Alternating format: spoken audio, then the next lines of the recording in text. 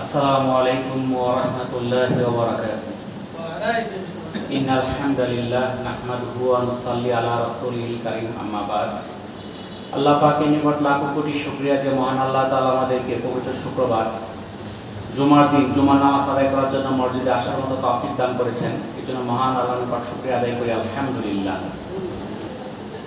আলহামদুলিল্লাহ। আজকে জিলকদ মাসের তৃতীয় শুক্রবার। জিলকদ মাসের বিশেষ কিছু তাৎপর্য আছে।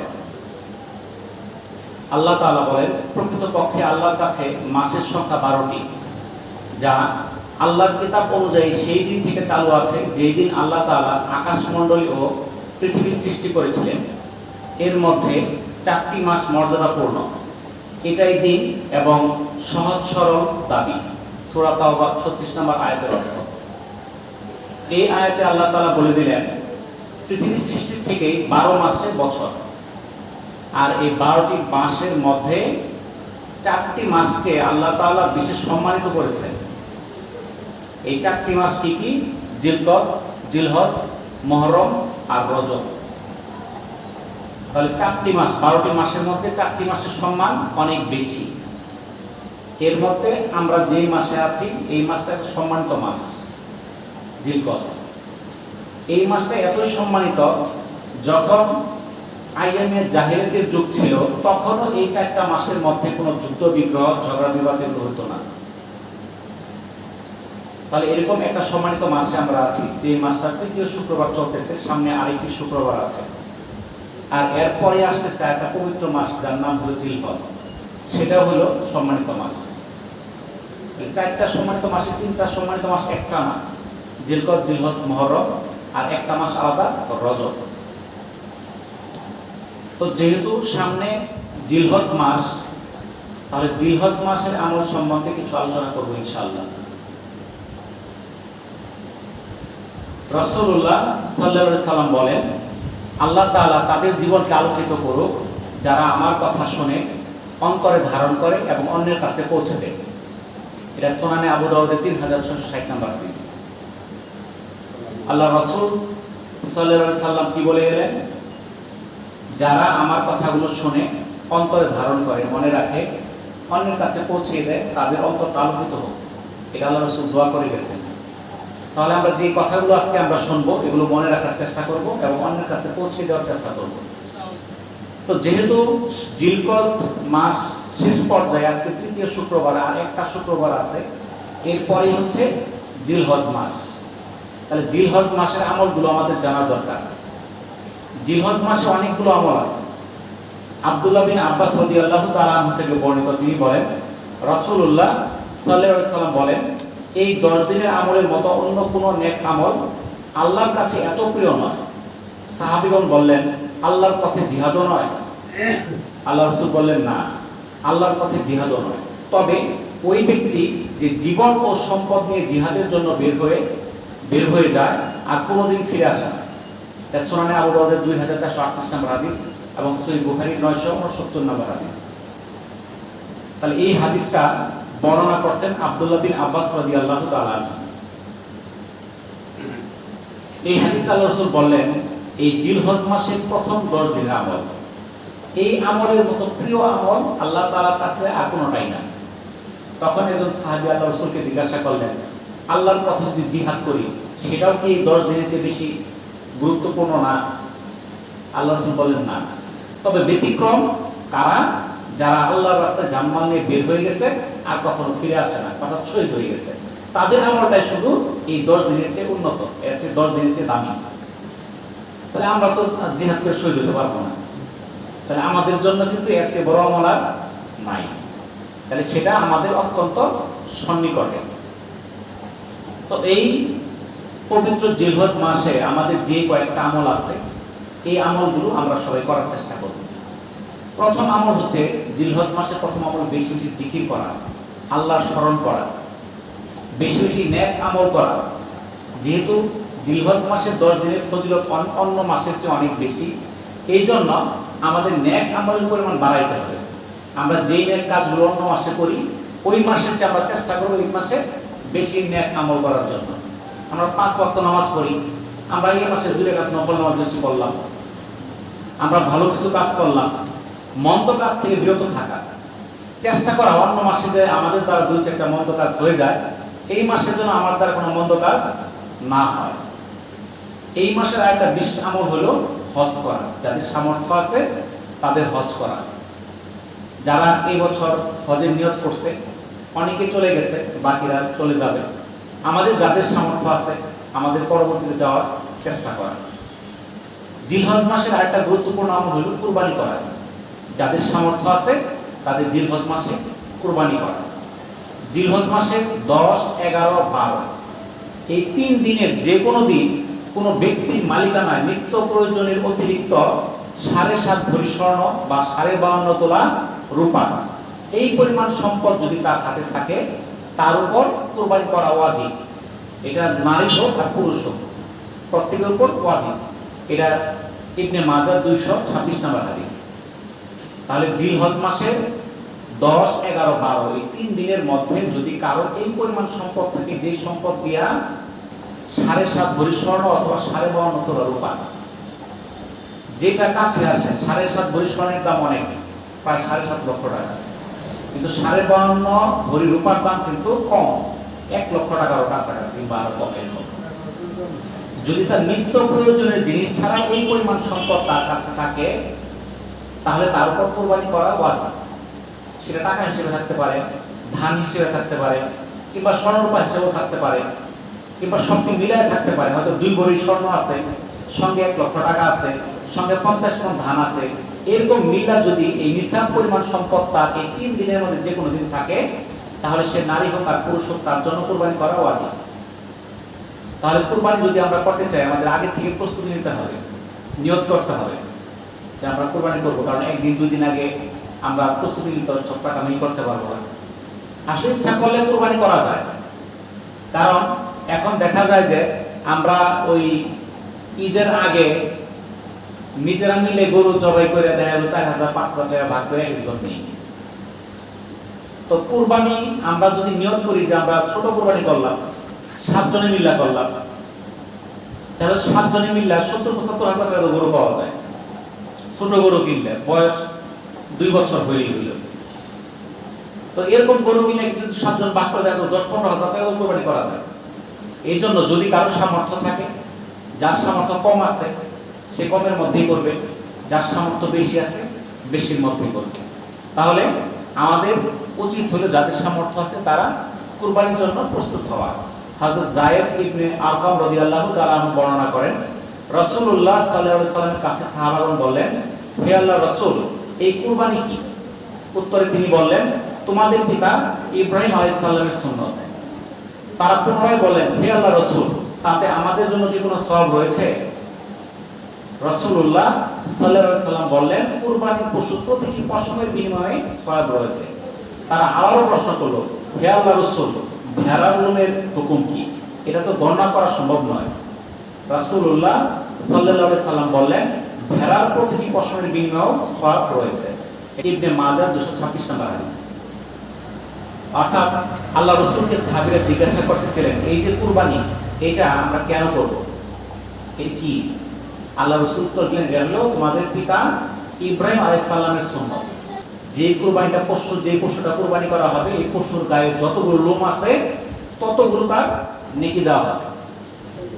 তখন সাহাবীরা আবার জিজ্ঞাসা করলেন, যদি ভেড়া জবাই করা হয়, ভেড়ার শুলে তো লোম অনেক বেশি, যদি লোম অনেক বেশি হয় রাসূল বললেন যে ওই সমপরিমাণ নেকি দেওয়া হবে। হযরত আবু হুরায়রা রাদিয়াল্লাহু তাআলা থেকে বর্ণিত, রাসূলুল্লাহ সাল্লাল্লাহু আলাইহি ওয়াসাল্লাম বলেন, যে ব্যক্তি সক্ষমতা থাকা সত্ত্বেও কুরবানি করলো না সেই জন্য আমার ঈদগাহের নিকটেও না আসে। এটা ইবনে মাজাহ 226 নম্বর হাদিস। কি কঠোর হুঁশিয়ারি দিলেন! কি হুঁশিয়ারি! যদি কারো সামর্থ্য থাকা সত্ত্বেও কুরবানি না করে সে যেন ঈদগাহের ধারে কাছেও না আসে। তাহলে হুমকি দেওয়া হলো না? কিন্তু আমাদের অনেকের সামর্থ্য আছে, অনেকে লক্ষ লক্ষ টাকা খরচ করে অনুষ্ঠান করতেছে। তা আমার এক পরিচিত লোক এই এলাকার না অন্য এলাকা, এই এলাকা থেকে চিনে ফেলতে, তো তার ছেলের বিয়ে 10 লক্ষ টাকা খরচ করছে বিভিন্ন অনুষ্ঠান করে। তারে বলছেন হজ করেন নাকি? টাকা নাই তো। আমি সেলফ বিয়ের মধ্যে 10 লক্ষ টাকা খরচ করে অনুষ্ঠান করলেন, ওখানে টাকা করতে গেল। আপনি যদি 2 লাখ টাকা খরচ করতেন, আপনার খরচ করতে তো 6 লাখ টাকা হলেই চলে, তাহলে 6 লাখ টাকার পর আর 2 লাখ থাকতো। বুঝতে পারলেন? তাহলে দুনিয়ার কাছে কিন্তু হিসাব নাই, 5 লাখ লাগবো না 10 লাখ লাগবো এই চিন্তা নাই। যখন আমলের কাজ হবে তখন বলে টাকা নাই। তাহলে আল্লাহ রাসূল কঠোরভাবে বলে দিলেন, তার সামর্থ্য থাকা সত্ত্বেও কুরবানি করলো না, সেজন্য ঈদগাহের কাছেও না আসে। এই জন্য যদি আমাদের কুরবানি ওয়াজিব হয়ে থাকে, আমরা অবশ্যই কুরবানি আদায় করব। রাসূলুল্লাহ সাল্লাল্লাহু আলাইহি সাল্লাম বলেন, কুরবানির দিন কুরবানি করাই সবচেয়ে বড় আমল। এটা তিরমিজির 1493 নম্বর হাদিস। তাহলে কুরবানির দিনে কুরবানি করার চেয়ে বড় কোনো আমল নাই। সূরা কাউসারের 2 নম্বর আয়াতে আল্লাহ তাআলা বলেন, তুমি তোমার রবের উদ্দেশ্যে নামাজ আদায় করো এবং কুরবানি করো। হযরত আয়েশা রাদিয়াল্লাহু তাআলা আনহা থেকে বর্ণিত, তিনি বলেন, নবী করিম সাল্লাল্লাহু আলাইহি সাল্লাম ইরশাদ করেন, কুরবানির দিন কুরবানির চেয়ে উত্তম আমল নাই। কিয়ামতের দিন কুরবানির পশুকে শিং, পশম এবং খুর সহ পেশ করা হবে এবং কুরবানির জন্তুর রক্ত মাটিতে পড়ার আগেই আল্লাহ তাআলার কাছে তা কবুল হয়ে যায়। তাই তোমরা আনন্দ চিত্তে কুরবানি করো।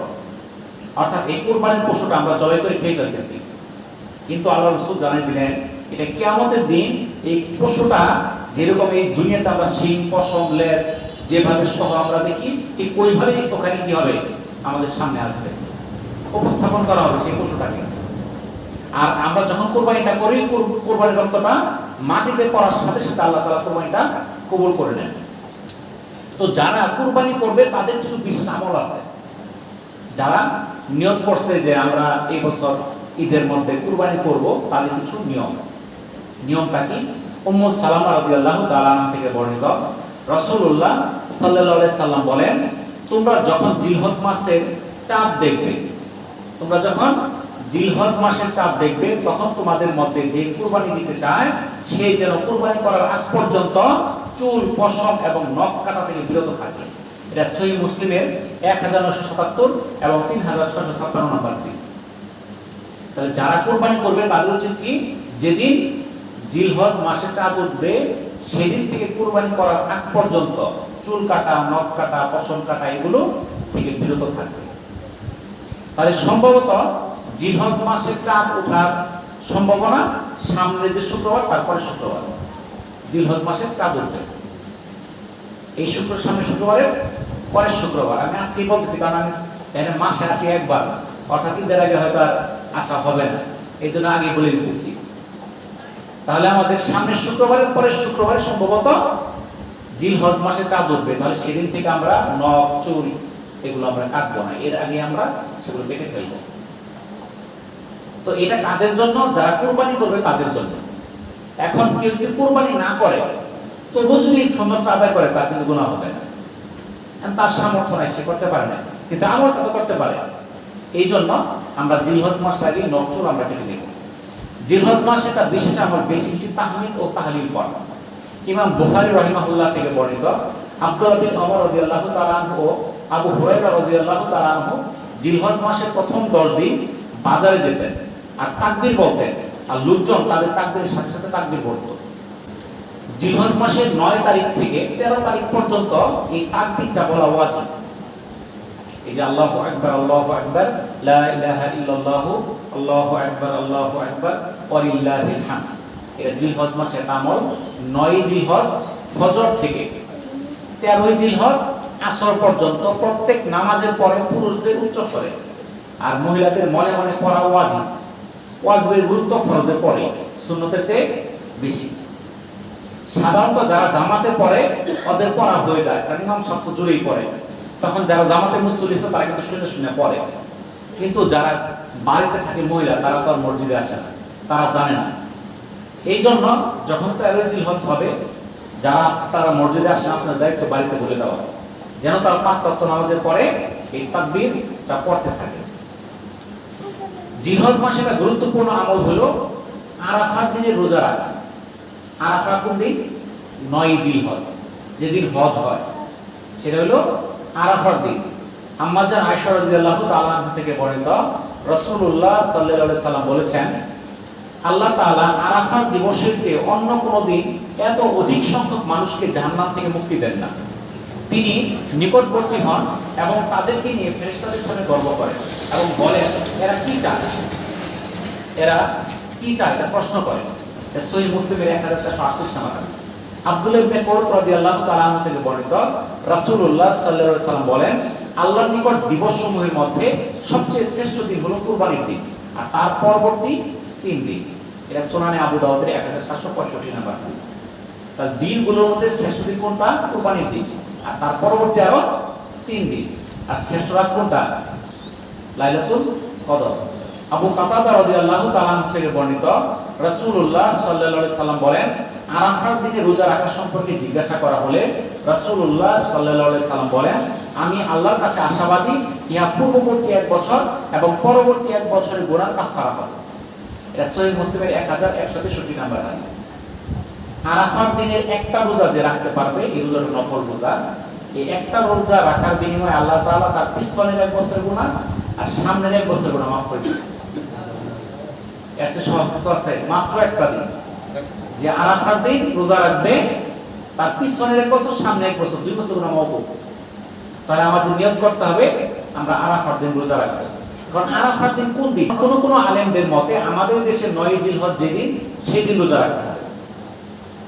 আবার কোন আলেমের মতে আরাফার ময়দান তো পৃথিবীতে একটা, সেটা তো মক্কাতে, আমাদের দেশে নাই। ওইখানে যেদিন হজ হয় ওই দিন আমাদের রোজা রাখতে হবে। ওইখানে যেদিন আরাফা, আমাদের বাংলাদেশে ওই দিন 8 তারিখ। আবার 9 জিলহজ হলো 9 তারিখ, ওই দিন ওই দেশে হজ। তো এই জন্য যেন আমরা মিস না করি, তাহলে একটার পরিবর্তে আমরা 2টা রোজা রাখি। 8 তারিখ রাখলাম, 9 তারিখ রাখলাম। তাহলে এখন আলেমরা যেটাই হোক আমরা সব সুন্দর পেয়ে যাবো নাকি বলেন? যদি 8 তারিখ রাখি তাহলে ওই দেশের আরাফার দিন, 9 তারিখ রাখলে আনবর দেশে 9 জিলহজ। তাহলে তো মিস হওয়ার সুযোগ নাই। একটা রোজা 20 রাখি লস হবো না। তাহলে আমরা যে 8 এবং 9 2 দিন রাখলাম, তাহলে কি আমরা পিছনের 1 বছর এবং সামনের 1 বছর গুনাহ থেকে আমরা সহজে মাপ পাইতে পারি। তো এটাই ছিল মোটামুটি জিলহজ মাসের সংক্ষিপ্ত কথা। আরেকটা বিষয় নিয়ে কথা বলবো, যেহেতু নামাজের সময় সন্নিকটে, যার জন্য এটার বিষয় লম্বা করতেছি না। এখন আরেকটা আমল আছে, কারণ যখন যেই সময়টা সামনে, ওটা নিয়ে আলোচনা করতে হয়। এখন সময় হলো আমাদের ধান কাটতেছি। এই যে আমরা ধান কাটতেছি, এই ধানগুলা যদি আল্লাহ তাআলা আমাদের আনার তৌফিক না দিত, আমরা জানতে পারতাম। যদি একটা শিলাবৃষ্টি হইতো, কি সব শেষ। এমন একটা ঝড়ো বাতাস হইতো যে সব ধান মাটি মিশে গেছে, এরকম হয় না অনেক জায়গায়। তো আল্লাহ তাআলা তো এই বিপদগুলো আমাদের দেয় নাই। এই ফসলগুলো আমরা কাটা না ঘরে উঠাইতেছি। তো এটার আমাদের কিছু হক আছে না? ধন সম্পদ, গবাদি পশু, স্বর্ণ ও রৌপ্যের অলংকার, ব্যবসায়িক পণ্য ও খনিজ সম্পদের উপর যেমন যাকাত আদায় করা ফরজ, তেমনি ফসলের উপর উসর আদায় করা ফরজ। পবিত্র কোরআনে আল্লাহ তাআলা বলেন, আর তিনি সৃষ্টি করেছেন এমন বাগান সমূহ যার কিছু মাচা নির্ভর, আবার কিছু মাচা নির্ভর নয়, এবং খেজুর বৃক্ষ ও শস্য যার স্বাদ বিভিন্ন রকম, আর জয়তুন ও আনার, এগুলো একটি অন্যটির মতো, আবার বিভিন্নটি বিভিন্ন রূপে। যখন এগুলো ফলবান হয় তখন সেগুলোর ফল খাবে এবং ফসল তোলার দিন সেই সবের হক প্রদান করবে, আর অপচয় করবে না। নিশ্চয়ই তিনি অপচয়কারীদেরকে পছন্দ করেন না। এটা সূরা আন-নামের 141 নম্বর আয়াতের। একটা জিনিস মনে রাখবেন, যাকাত যে আমরা দেই, যাকাত কোন সময় দেই? সাধারণত রমজান মাসে কিংবা বছরে যে কোনো সময় দেওয়া জায়েজ, কোনো সমস্যা নাই। যাকাত যে কোনো সময় দেওয়া যাবে। আর ফসলের যাকাতকে বলা হয় উসর। এটা কোন দিন দিতে হবে? এটা যে কোনো সময় দেওয়া যাবে। এর নিয়ম হলো যেদিন আপনি উঠাবেন সেদিন দিতে হবে। তাহলে যাকাত শব্দের আবিধানিক অর্থ হলো বৃদ্ধি বা উন্নতি বা পবিত্র করা। কিন্তু আমরা এই যাকাতগুলো না দেওয়ার কারণে আমাদের সম্পদগুলো বৃদ্ধি না হয়, ক্ষয়প্রাপ্ত হয়, পবিত্র থেকে অপবিত্র হয়ে যায়। এখন এই ফসলের যাকাত সম্পর্কে আমরা খুবই কম জানি। আমরা জানতেই চেষ্টা করি, কারণ যদি আমরা চেষ্টা করি, যদি ইমাম সাহেবকে জিজ্ঞাসা করি যে ইমাম সাহেব আমার তো তোমার ধান হচ্ছে কতটুকু, এটা উসর দিতে হবে। উসর বললে আমরা চিনি না, ফসলের যাকাত কি উসর বলে। যদি ইমাম সাহেবকে বলি, ইমাম সাহেবকে বলে দেয় আপনার 5 মণ ধান দিতে হবো, তখন তো সমস্যা। 5 মণ ধান দাম 5000। এই জন্য ইমাম সাহেবকে জিজ্ঞাসা করি না, কি বলে। সূরা বাকারা 267 নম্বর আয়াতে আল্লাহ তাআলা বলেন, হে মুমিনরা, তোমরা যা অর্জন করো এবং আমি যা ভূমি থেকে তোমাদের জন্য উৎপাদন করে দেই, তোর মধ্যে যা উৎকৃষ্ট তা ব্যয় করো। তাহলে ভূমি থেকে যে জিনিসটা উৎপন্ন হয় তার উৎকৃষ্ট অংশ ব্যয় করা আল্লাহর নির্দেশ। এখন আমার কতটুকু ফসল হলে আমরা এই উসরটা দিতে হবে? ইমামে আজম আবু হানিফা রাহিমাহুল্লাহ, ইমাম আবু হানিফার মতে উসরের কোনো নিসাব নাই, 1 মণ হলে উসর হবে, 100 মণ হলে উসর হবে। তবে অন্য 3 ইমামের মতে 5 ওয়াসাকের কম উৎপন্ন ফসলের যাকাত নাই, কমপক্ষে 5 ওয়াসাক। বুখারীর একটা হাদিস, 5 ওয়াসাকের কম উৎপন্ন ফসলের যাকাত নাই, 1484 নম্বর হাদিস বুখারী। তো অন্যান্য ইমামদের মতে 5 ওয়াসাক, যার পরিমাণ 18 মণ 30 কেজি বা 19 মণের মতো, 19 মণ ফসল হইলে তার যাকাত দিতে হবে। অর্থাৎ ফসলের কি দিতে হবে? ফসলের যাকাত বা উসর দিতে হবে। কতটুকু দিবে? যেই জমিতে বৃষ্টির দ্বারা সেখানে 10 ভাগের 1 ভাগ ফসল কি দিতে হবে? উসর দিতে হবে। 10 মণ হলে 1 মণ, 100 মণে 10 মণ। আর যদি সেচের মাধ্যমে হয় তাহলে 20 মণে 1 মণ। রাসূলুল্লাহ সাল্লাল্লাহু আলাইহি সাল্লাম বলেন, বৃষ্টি ও ঝর্ণার পানি দ্বারা সিক্ত ভূমিতে উৎপাদিত ফসল বা নালার পানিতে উৎপন্ন ফসলের উসর 10 ভাগের 1 ভাগ, আর সেচ দ্বারা উৎপাদিত ফসলের উসর তার অর্ধেক, অর্থাৎ 20 ভাগের 1 ভাগ যাকাত তার জন্য ওয়াজিব। এটা বুখারী 1483 নম্বর হাদিস। বুখারী 1483 এই হাদিসে আল্লাহ রাসূল বলে দিলেন, যেই ফসলটা সেচের পানিতে হয় সেখানে 20 ভাগের 1 ভাগ কি দিতে হবে? উসর দিতে হবে, যাকাত দিতে হবে। তো এখন আমাদের কিন্তু অনেকেই, আমরা গ্রামে যারা আছি সবাই ধান আছে, কিন্তু উসর কেউ দেই না। উসর দেয় এমন লোক এলাকা খুঁজে 2-1টা পাওয়া যাবে কিনা সন্দেহ আছে। 2-1 দেয়, যাদের একদম গরিব, যারা ধনীরা দেন, গরিব রেখে দেয়। আর ধানই হয়েছে 5 মণ, ওই ফকির মিসকিন করে 1-2 ধরা দেওয়া হয়েছে, আর উসর দিতে আদায় হয়ে গেছে। তার আবার 20 ভাগের 1 ভাগ, ঠিক আছে না? ওই 1 ধরা দিলে কিন্তু 20 ভাগের 1 ভাগ হয়ে গেছে।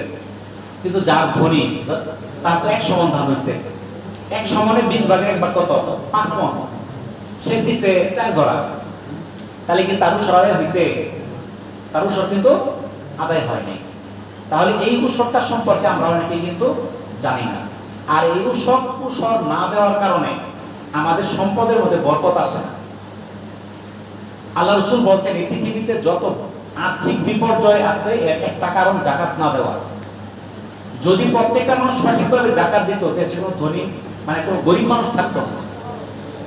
এই বাংলাদেশের মধ্যে সবচেয়ে বড় যদি 100 জন ধনী যদি মনে করে ঠিকমতো যাকাত দিন, তাহলে কিন্তু আমরা দেশের মানে অর্ধেকের বেশি গরিব, তাদের চাহিদা পূরণ হয়ে যাবে। এখন একজনের টাকা আছে কত? মালিক হয়তো 40 কোটি টাকার মালিক হয়তো 1 কোটি টাকা দিত। 40 কোটি টাকার সম্পদের মালিক এই আমরা বেশি দূরত্ব নেই, রোহাদ্রামি আছে না?